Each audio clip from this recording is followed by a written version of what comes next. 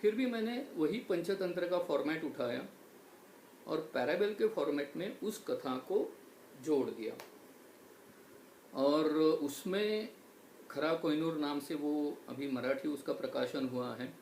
उसका 2 शब्दों में वर्णन यदि किया जाना है तो इतना ही मैं बोलूँगा कि इस सृष्टि के उत्पत्ति से लेके, यानी सतयुग से लेके आज के कलयुग के आज की तारीख तक जो भी अवतार हुए, अपने यहाँ पे अवतार बोलते हैं, जो भी अवतार हुए, जो भी इन्फ्लुएंसिंग पर्सनालिटी, जिनका प्रभाव, जिनके विचारों का, आचारों का, कार्यों का प्रभाव आज भी हमारे ऊपर है, ऐसे सारे महानुभवों के कार्य का, उनके विचारों का एक रिव्यू लेके आज की तारीख में जो प्रॉब्लम्स है उसके ऊपर एक सकारात्मक भाष्य, ऐसा मैंने उसका एक डिस्क्रिप्शन करके, मराठी तो उसका हो गया है, अभी हिंदी और अंग्रेजी की बारी है। तो इस कथा में मैंने क्या लिखा है वो एक संक्षिप्त रूप में मैं आपको बता देता हूँ। अभी 15-20 मिनट है। तो उस कथा में अपने यहाँ पे सतयुग से लेके दुनिया शुरू हो गई, यानी भगवान ने इस सृष्टि का निर्माण किया, जिसको साइंटिफिक टेक्निकल टर्म में बिग बैंग थ्योरी बोलते हैं। सूर्य निर्माण हो गया, सूर्यमाला, सारे नवग्रह तैयार हो गए, पृथ्वी तैयार हो गई, पृथ्वी पे सारी सिस्टम्स धीरे धीरे तैयार हो गई और भगवान ने कुछ जीवों को यहाँ पे जीवित कर दिया और लाइफ साइकिल शुरू हो गया। तो शुरू में जो जीव थे, शुरू में जो मानव था, मैं एक थेरोटिकल या किसी एक तार्किक दृष्टि से ये सब बता रहा हूँ, यानी इसमें क्या झूठ क्या गलत इसका साइंटिफिक एनालिसिस नहीं हो सकता इसका। लेकिन शुरू के जो मानव थे वो इस टाइप के थे कि वो समंदर में भी तैर सकते थे और ज़मीन पे भी आके वो घूम सकते थे। इस टाइप का उनका ये था, जैसा टॉर्टोइज है आजकल का। और बाद में उनमें डेवलपमेंट होते होने के बाद आज का जो मानव है उस टाइप का, उसका फाइनल ट्रांसफॉर्मेशन उनका हो गया और ये दुनिया शुरू हो गई।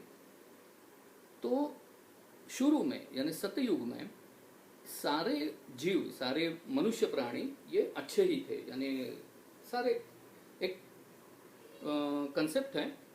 सतयुग में 100% लोग अच्छे थे, त्रेता युग में 25% लोग बुरे थे, यानी हर युग में 25% से बुरे लोग, 25% से अच्छे लोग कम होते गए हैं। एक उस टाइप का एक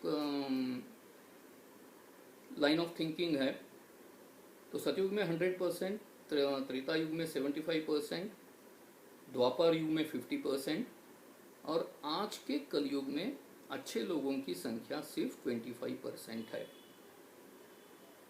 तो मेरे लॉजिक से या मैंने जिनसे भी चर्चा की उन सबकी लॉजिक से 25% अच्छे हैं, ठीक है, लेकिन इसका मतलब ये तो नहीं ना कि सारे 75% बुरे हैं, तो ऐसा नहीं है। 25% अच्छे हैं। एक थ्योरेटिकल कुछ आंकड़ा पकड़ने के लिए हम बोल सकते हैं 25% यानी बुरे लोग हैं। यानी बुरे लोग बोले तो किस टाइप के लोग, कि जो अपने स्वार्थ के लिए किसी का भी गला घोटने से, किसी को भी ख़त्म करने के लिए हम आगे पीछे नहीं देखते, ऐसे लोगों को हम बुरे लोग बोल सकते हैं। वो 25% के हैं। 25% के बुरे लोगों को आइडेंटिफाई करने के और भी कई तरीके हैं जो परमिटेड नहीं है, यानी किसी भी धर्म में, किसी भी मजहब में, किसी भी मोरालिटी के साइंस में जो परमिटेड नहीं है, ऐसी गतिविधियों में जो मग्न होते हैं उनको हम बुरे लोग बोल सकते हैं। जिसमें लिकर इंडस्ट्री है, ड्रग इंडस्ट्री है, प्रोस्टिट्यूशन, वो भी एक वर्ल्ड वाइड एक जिसको हम सेट ट्रेंड जिसको बोल सकते हैं, ऐसी एक ट्रेड एक्टिविटी है। ऐसे विषयों में जो इन्वॉल्व रहते हैं वो 101%, 200% बुरे लोग ही है।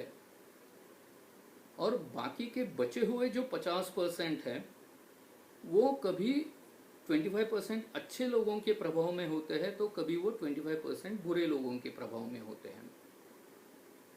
ये आज की कलयुग की स्थिति है। और ये 25% जो अच्छे लोग हैं उन्होंने वो यदि सारे इकट्ठा होते हैं, इकट्ठा आते हैं, तो उनकी एक शक्ति तैयार होती है और ये बचे हुए 50% बीच वाले जो लोग हैं उनके ऊपर प्रभाव होकर कुछ अच्छी बातें आगे निकल सकती है और जाती है। यानी भगवान का कलयुग चलाने का, कलयुग में इस दुनिया को चलाने का जो स्टाइल है वो इस प्रकार का है। जब शुरू में सतयुग में 100% अच्छे लोग थे तो भगवान को कुछ बातों का एक्सपेरिमेंट करना था, कुछ ज्ञान उनको देना था, इसलिए उन्होंने शिवजी के रूप में पृथ्वी पे अवतार लिया। और हेलो, हाँ, पृथ्वी पे अवतार लिया, माता भगवती से, पार्वती जी से शादी की, संसार किया, एक आदर्श संसार कैसा करना है वो सबको दिखाया। और जब ये बुरे लोगों की संख्या धीरे धीरे बढ़ने लग गई, यानी जब वो 25% तक बढ़ने लग गई, तब उनकी समझ में आ गया कि बस अभी इसका बंदोबस्त करना है, ये 25% बुरे लोगों का, राक्षसों का। तो उन्होंने एक ट्रैप लगाया। उन्होंने उनका जो सबसे अच्छा शिष्य था रावण, उसको उन्होंने कुछ उसको अधिकार दिए, उसको कुछ पावर्स दी और वो बोले कि अब तुम चलाओ, तुम्हें जैसा चलाना है। उससे पहले देवों को भी उन्होंने कुछ पावर दे के रखी थी शिव जी ने, और उन्होंने दोनों का एक पावर बैलेंस रख के वहाँ से निकल गए। उनको सबको लगा कि अभी ये इनका अच्छा शिष्य है, इसको इतने अधिकार मिले हैं तो ये और देव सारे मिलके बहुत अच्छा करेंगे पृथ्वी पे। लेकिन हुआ उल्टा, जो शिवजी ने प्लान किया था, रावण जी ने सारे राक्षसों को इकट्ठा कर दिया और सारे राक्षसों को इकट्ठा करके लंका में जाके बैठ गया। यानी यही भगवान जी की चाल थी कि रावण को शक्तिमान बना के उसके अंदर सारे राक्षसों को इकट्ठा करने का, ताकि उन सबका सर्वनाश एक टाइम पे एक जगह पे हो जाएगा।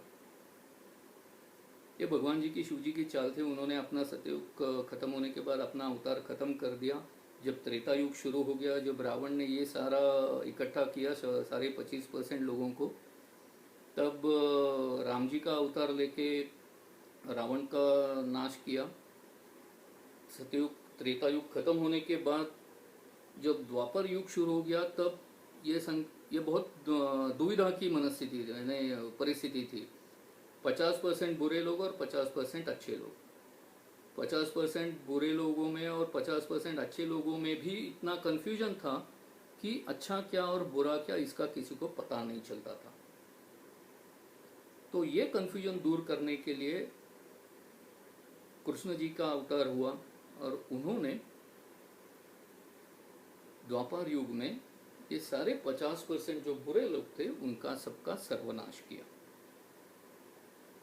और सर्वनाश होने के बाद ये तब तक, यानी सतयुग, त्रेता युग और द्वापर युग, ये तीनों युगों तक एक नवनिर्मित का कार्य भगवान ने चलाया था। यानी बहुत से महर्षि थे, देव तो थे जिनको अमर बनाया गया था कुछ एक स्ट्रैटेजिक कंट्रोल के लिए, और कुछ महर्षि थे जिनको भी भगवान ने शक्ति दी थी कि मान लो, एक एग्जाम्पल के तौर पे मैं बताता हूँ, वशिष्ठ ऋषि ने यदि गाय बनाई थी तो विश्वामित्र जी ने भैंस बनाई थी।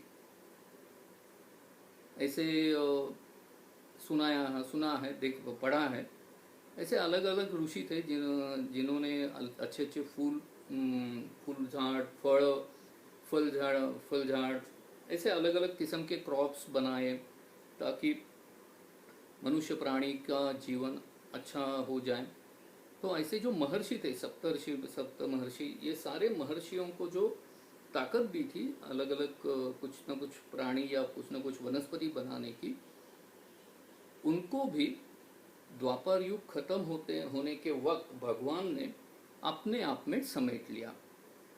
इसका वर्णन कई जगह पे ऐसा भी होता है कि उस वक्त कयामत भगवान ने लाई थी। कुछ लोग ऐसा भी बोलते हैं कि जो अश्वत्थामा ने अण्वस्त्रों का